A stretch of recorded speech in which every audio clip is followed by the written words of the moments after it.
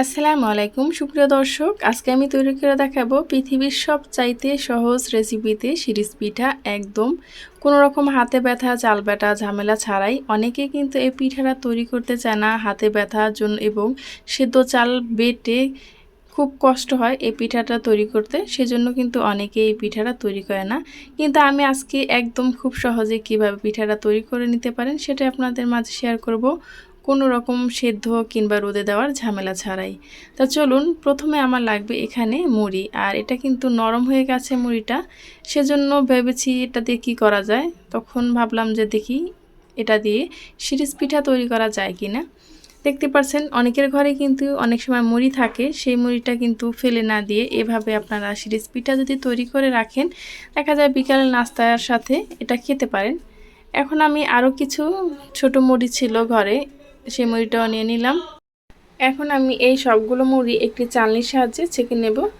দেখা যায় অনেক সময় এই মুড়ির ভিতরে কিন্তু বালুও থাকে। এখানে কিছু দেশি মুড়ি আছে আর কিছু চিকন যে মুড়ি, সবই দেশি মুড়ি, তার ভিতরে দেশের একটা মোটা মুড়ি থাকে এবং চিকন মুড়ি, সেটা আমি ভালোভাবে এখন একটি চালনির সাহায্যে চেনে নিলাম। এখন আমি এটাকে খুব ভালোভাবে ধুয়ে পরিষ্কার করে নেব, যাতে করে এটার ভিতরে কোনো বালু না থাকে। এখন আমি এটাকে পানি দিয়ে খুব সুন্দরভাবে ধুয়ে নেব। অবশ্যই কিন্তু খুব ভালোভাবে এটাকে ধুয়ে নিতে হবে, এটার ভিতরে বালু থাকলে এটা কিন্তু খেতে ভালো লাগবে না। এখন আমি দেখতেই পাচ্ছেন খুব সুন্দরভাবে ধুয়ে নিলাম, আর এখন আমি এটাকে ভিজিয়ে রেখে দেব 10 থেকে 20 মিনিটের জন্য। আপনারা চাইলে আরও বেশি সময় যদি ভিজিয়ে রাখেন, এই মুড়িটা কিন্তু আরও বেশি সফট হবে। যেহেতু এটা একটু দেশি মুড়ি ছিল, একটু মোটা মোটা, সেজন্য একটু ভিজতে সময় লাগে। এখন আমি মুড়িগুলো একটি ব্লেন্ডার জারে দিয়ে দিচ্ছি।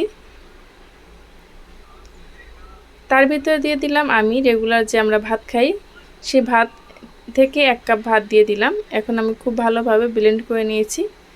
আমার মুড়িটা যেহেতু খুব ভালোভাবে ভিজেনি এবং ভালোভাবে মিশ হয়নি, সেজন্য আমি একটু চালনি দিয়ে ছেঁকে নিলাম। আপনারাও একটু চালনি দিয়ে ছেঁকে নেবেন, যেহেতু শিরিষ পিঠাটা কিন্তু শিরিষ দিয়ে তৈরি করলে ছোট দানা থাকলেও কিন্তু সেই পিঠাটা তৈরি করতে অনেক কষ্ট হয়। সেই জন্য এই প্রসেসে কিন্তু আপনি এরকমভাবে চেলে নেবেন। দেখুন কতটা দানাদার রয়ে গেছে। এগুলো এখন আমি সবগুলো চেলে চেলে ফেলে দেব। মুড়িটা যদি খুব ভালোভাবে ভিজে তাহলে কিন্তু এতটাও বের হবে না, আরও কম বের হবে। এই একই প্রসেসে আমি সবগুলো চেলে নিয়েছি। এখন আমি এর ভিতরে একটু স্বাদ মতো লবণ দিয়ে দেব। যেহেতু মুড়িটা আমি ধুয়ে ফেলেছি, একটু লবণ হয়তো কমে যেতে পারে, তাছাড়া আপনারা চেক করে নেবেন একটু। এখন আমি এখানে সামান্য পরিমাণ একটু লবণ দিয়ে দিলাম। তারপর আমি এটাকে ভালোভাবে মিক্স করে নেব। হাতের সাহায্যে আপনারা চাইলে চামচ দিয়েও করতে পারেন, তবে হাত দিয়ে করলেই খুব ভালো হয়। এখন আমি এই সবগুলো মুড়ির ডো আমি 3 ভাগে ভাগ করে নিচ্ছি। আমি একটু কালার অ্যাড করব, সেজন্য এখানে আমি এক অংশ রেখে দেব সাদা, সেজন্য আমি সাদা অংশটাকে আলাদা রেখে দিলাম। আর যে দুটো অংশ আছে, একটা আমি অরেঞ্জ ফুড কালার দিচ্ছি, আরেকটা দিয়ে পাবি পিঙ্ক। দুইটা কালার দিয়ে আমি বানাবো। আপনারা চাইলে শুধু সাদাও কিন্তু বানাতে পারেন। আর যদি আপনাদের কাছে ফুড কালার না থাকে, সেক্ষেত্রে কিন্তু আপনারা জর্দার রঙটা থাকে না, সেটা দিয়েও তৈরি করতে পারেন। এখানে আমি দিয়ে দিচ্ছি পিঙ্ক কালার।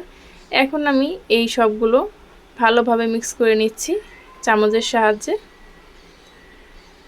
তারপর আমি দুইটা বড় বড় শিরিষ এখানে ব্যবহার করব। অবশ্যই পিঠাগুলো বানাতে একটু বড় শিরিষ ব্যবহার করলে কি হয়, বারবার কিন্তু এটা ভরে নেওয়ার কোনো টেনশন থাকে না। আর দেখতে পাচ্ছেন এটা খুব ইজিভাবেই ভরে যাচ্ছে শিরিজের ভিতরে। এভাবে করে আমি প্রথমে গোলাপিটা ভরে নিলাম।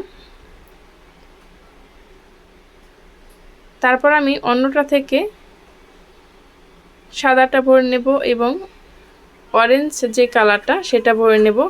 আমি 3টা দিয়ে পিঠাটা তৈরি করব, সেই জন্য চেষ্টা করবেন যে কয়টা কালার নেবেন সেই কয়টা সিরিজ নেওয়ার, তাহলে কিন্তু পিঠাগুলো তৈরি করতে খুব সহজ হবে। এখন যেহেতু এটা আমি মুড়ি দিয়ে তৈরি করছি, এটা কিন্তু রোদে দেওয়ার ঝামেলা নেই, সেজন্য এই পিঠাগুলো যেইটায় আপনি সেট করবেন বা বানাবেন সেই পাত্রে কিন্তু আপনি একটু তেল ব্রাশ করে নেবেন, তাহলে পিঠাগুলো খুব সহজে কিন্তু উঠে যাবে। আর এই পিঠাগুলো বানানোর ক্ষেত্রে একটু ঘন ঘন করে প্যাঁচ দিতে হবে, তা না হলে কিন্তু শুকানোর পরে ফেটে যেতে পারে। সেজন্য বলছি এই পিঠাটা যত আপনি ঘন ঘন প্যাঁচ দেবেন এই পিঠাটা কিন্তু ততই ভালো হবে। আর দেখতে পাচ্ছেন কতটা সহজভাবে পিঠাগুলো তৈরি হয়ে যাচ্ছে। অনেকেই দেখা যায় এই পিঠাটা তৈরি করতে পারে না, খুব ঝামেলা মনে করে, তবে 2-3 বার হাত ঘুরিয়ে নিলেই কিন্তু হয়ে যাবে। এই পিঠাটা দেখা যায় আমিও একসময় পারতাম না, কিন্তু একসময় শিখে গেলাম এভাবে করে। আপনারাও এভাবে যদি বাসায় 2-3 বার ট্রাই করবেন, আশা করি আপনাদেরটাও পারফেক্ট হবে। প্রথমে আমি দিয়ে দিচ্ছি সাদা, তারপরে দিয়ে দিচ্ছি একটু পিঙ্ক কালার, তারপর আমি এর ভিতরে দিয়ে দেব অরেঞ্জের যে কালারটা নিয়েছি সেটা, দেখতে সুন্দর লাগবে কালারফুল সেজন্য। এভাবে যদি আপনারা কখনো মুড়ি দিয়ে তৈরি করে থাকেন তাহলে সেটাও জানাবেন, আর যদি কখনো এভাবে তৈরি করে না থাকেন তাহলে অবশ্যই বাসায় একবার ট্রাই করবেন। যদি ভালো লাগে কমেন্ট করতে ভুলবেন না। দেখতে পাচ্ছেন খুব সুন্দরভাবে আমি সবগুলো পিঠা এক এক করে তৈরি করে নিচ্ছি। এখন আমি দিয়ে দেব অরেঞ্জ যে কালারটা আছে সেটা। বারবার বলে দিচ্ছি এই পিঠাটা তৈরি করার সময় একটু ঘন ঘন প্যাঁচ দেবেন, কারণ এটা যেহেতু মুড়ির তৈরি সেজন্য। আর চাল দিয়ে যেটা তৈরি করেন সেটা একটু হালকা পাতলা হলেও কোনো সমস্যা নেই, ভেঙে যাওয়ার কোনো চিন্তা থাকে না সেজন্য। দেখতে পাচ্ছেন কত সহজভাবে এই পিঠাগুলো তৈরি হয়ে যায়। এখন আমি পিঙ্ক কালার দিয়ে একটা তৈরি করে নিচ্ছি। যাদের ঘরে এরকম নরম মুড়ি আছে ফেলে না দিয়ে এভাবে কিন্তু শিরিষ পিঠা তৈরি করে নিতে পারেন এবং সেটা সংরক্ষণ করতে পারেন অনেক দিন পর্যন্ত। এই তো দেখতে পাচ্ছেন পিঠা কিন্তু আমার তৈরি করা হয়ে গেছে। এভাবে করে আমি সবগুলো পিঠা তৈরি করে নিয়েছি। আর দেখুন পিঠাগুলো কতটা সুন্দর আর কতটা পারফেক্ট হয়েছে, কেউ কিন্তু বুঝতেই পারবে না এটা মুড়ি দিয়ে তৈরি করা হয়েছে।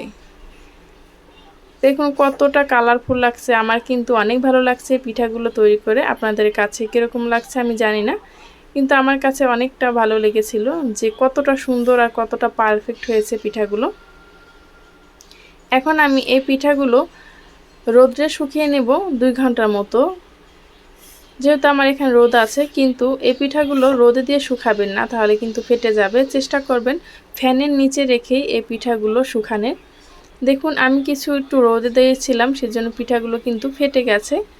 আর আপনাদের কাছে বলে দিচ্ছি এই পিঠাগুলো যখন বানাবেন ঘন ঘন যে প্যাঁচটা থাকে সেইটা দেবেন, আর রোদ্রে দিয়ে শুকাবেন না, তাহলে ফেটে যাবে। চেষ্টা করবেন ফ্যানের বাতাসে এটা শুকিয়ে নেওয়ার।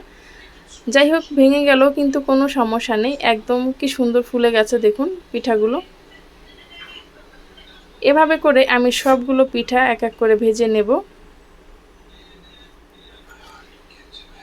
যারা চাল বাটার ভয়ে এই পিঠাটা তৈরি করতে চান না তারা কিন্তু এভাবে মুড়ি দিয়েও কিন্তু তৈরি করে নিতে পারেন, অথবা আমার চ্যানেলে আরও কিছু সহজ রেসিপিতে শিরিষ পিঠা দেওয়া আছে, সেটাও চাইলে আপনারা দেখে আসতে পারেন।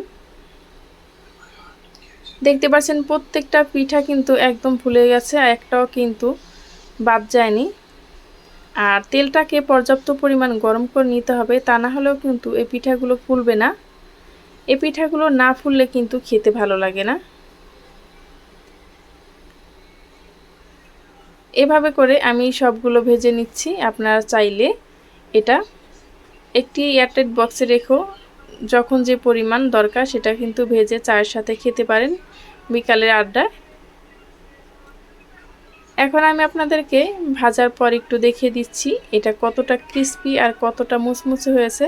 আর মুখে দিলেই এটা মিলিয়ে যাবে, এতটা মজা হয় মুড়ি দিয়েও, সেটা আগে জানা ছিল না।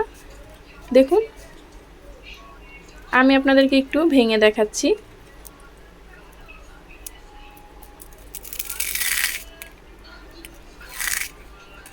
এই ভিডিওটা যদি আপনাদের কাছে ভালো লেগে থাকে তাহলে প্লিজ আমার চ্যানেলটি সাবস্ক্রাইব করে পাশে থাকা বেল আইকনটা ক্লিক করে রাখবেন, যাতে এরকম সহজ এবং নতুন রেসিপি আপলোড করা মাত্রই আপনার কাছে নোটিফিকেশন পৌঁছে যায়, আপনি দেখে নিতে পারেন। আর যদি আপনার কাছে এই ভিডিওটা ইউনিক এবং নতুন মনে হয় কাছের মানুষের কাছেও শেয়ার করে দিতে পারেন, যাতে করে তারাও এটা বানিয়ে নিতে পারে। পরবর্তী ভিডিও পর্যন্ত ভালো থাকবেন। আল্লাহ হাফেজ।